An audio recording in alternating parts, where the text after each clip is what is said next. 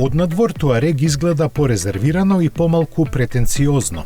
Предниот дел доби нова маска на ладилникот и нови светла. Сега опционално може да се нарачаат IQ Light HD Matrix фарови, кои се меѓу најдобрите моментално достапни.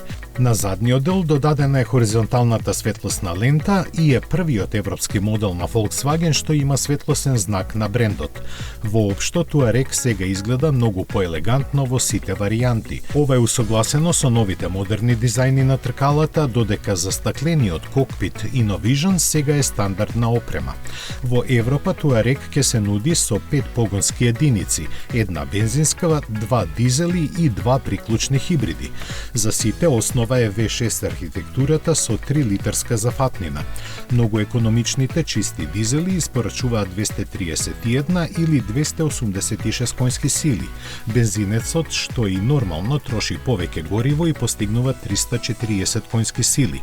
Електрифицираните погони се комбинираат со бензинскиот мотор и испорачуваат 381, односно 462 конски сили во Туарег R.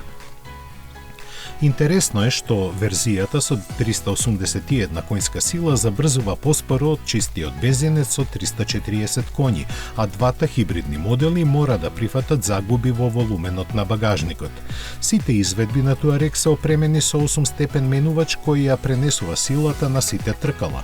Меѓу другото, Туарег сега е стандардно опремен со нов сензор за оптоварување на покривот кој е тесно интегриран со електрониката на суспензијата.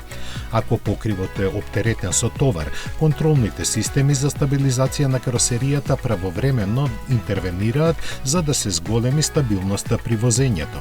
Доколку покривот не е оптеретен, тогаш електрониката толерира динамичен стил на возење. Од неговото појавување поминаа 22 години. За таа временска рамка продадени се 1,14 милиони примероци. Обновениот Туарег во Македонија ќе пристигне кон крајот на годината.